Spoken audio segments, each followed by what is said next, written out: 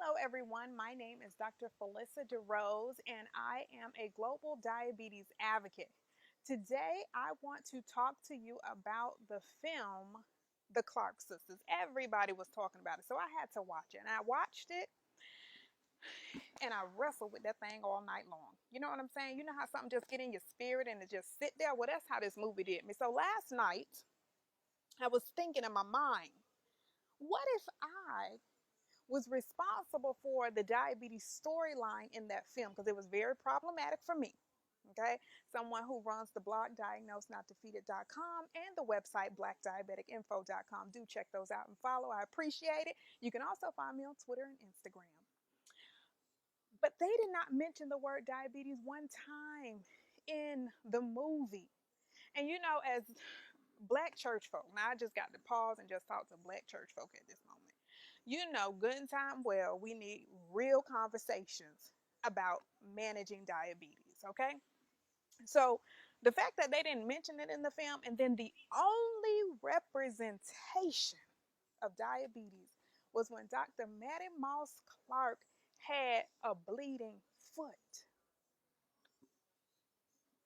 I'm telling you, that thing got in my spirit, y'all. It got in my spirit, and it wrestled with me all night long.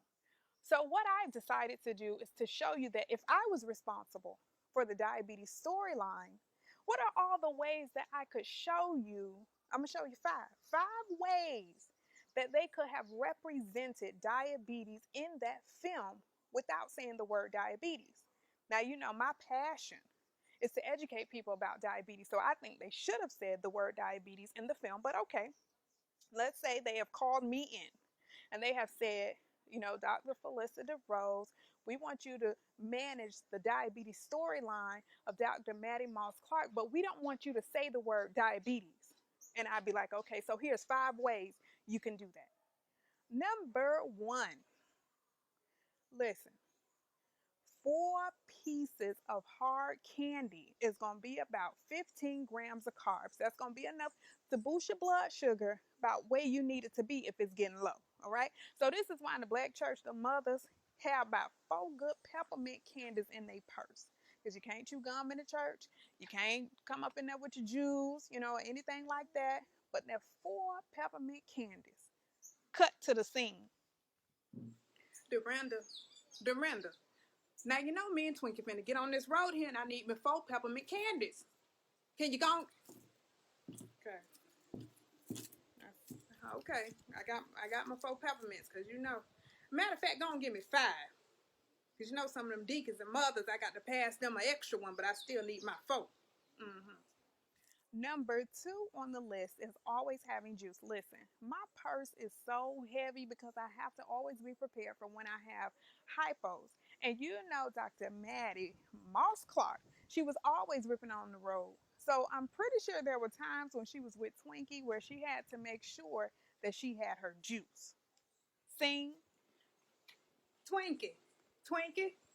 Now I looked in my purse and I saw that you had my glucose shot. But you know I like to have juice sometimes as a backup. Now you know we got to be on the road. What happened to the juice? You know you always got to pack my juice in my bag. It's in here. You know sometimes the bag be so big. Okay. All right, I got my juice. Let's hit the road, Twinkie. Come on now. Okay, so the third way they could have done that. One thing that is so super important when you are managing diabetes is to check your blood sugar. Simple as that. Check your blood sugar. Scene 3.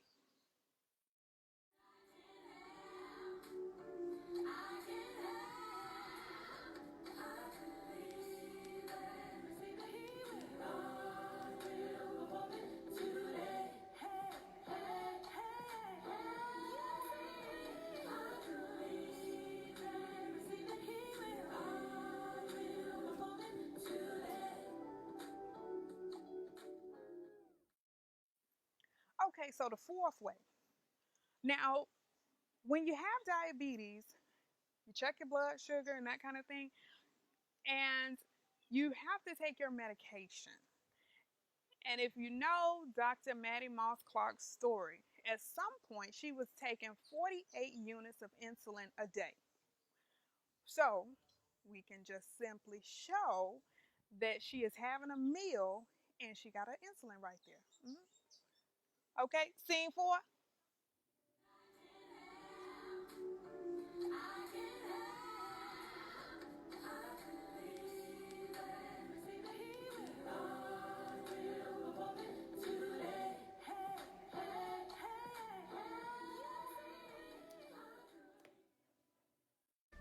Now, I do want to note here that in the film they did show an insulin bottle when Dr. Maddie Moss Clark was sick. However, we never saw her taking insulin. We did see her taking pills when Jackie insisted that she take pills, and this is right before we get the scene of the foot. All right, five. I'm gonna give you five and I'm gonna stop right there. But if Hollywood is listening, Lifetime, Netflix, anybody like that, if you hear me, trust me, I have more ways than these five. But that's all. I'm gonna just give you a little teaser. But feel free to reach me at blackdiabeticinfo.com, diagnosednotdefeated.com for more. Any reference to blood sugar. Listen, when I am upset, my blood sugar levels change. When I am nervous, my blood sugar levels change. Any of that. So, any reference to blood sugar would allude to diabetes without saying diabetes. Cut. Scene five.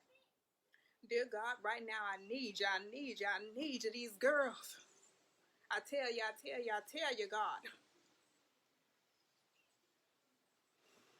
Oh, Denise done had another baby out of wedlock and jacking my backbone. She trying to take care of me and do right by me. And Twinkie just left me and moved to North Carolina, God. And I tell you, these girls, God, they have my blood sugar high one day and low the next. And I need you to come in and give me flatline.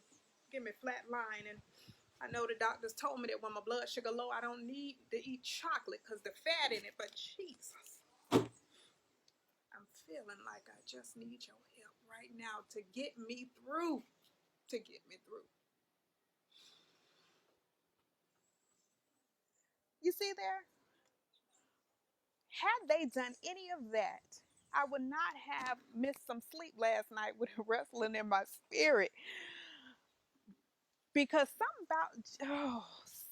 about just showing that foot like that.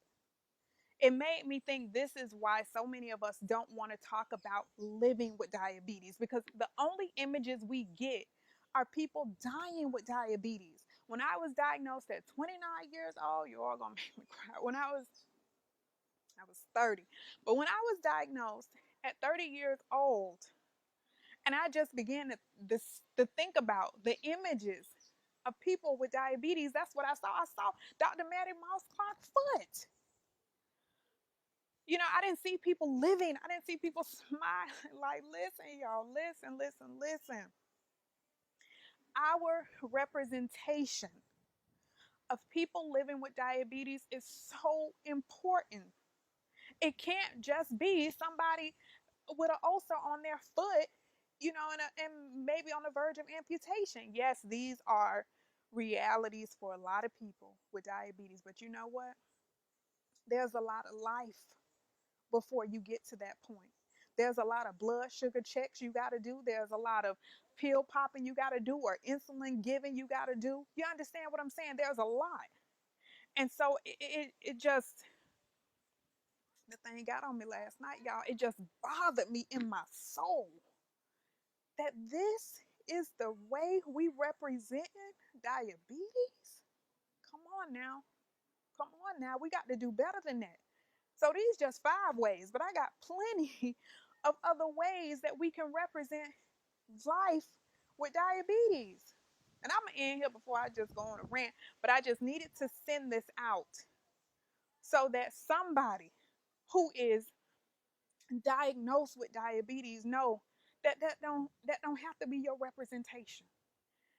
I needed to do this video so that someone who is newly diagnosed with diabetes don't see that and think that that's their only representation of diabetes. You understand? Now I'm just gonna go, 'cause, you know, I'm on my little soapbox today, but that's how you represent diabetes, there are so many other choices. So many other choices. Thank you for tuning in to this episode of Black Diabetic Info. Stay tuned, follow, subscribe. Black Diabetic Info is informing you.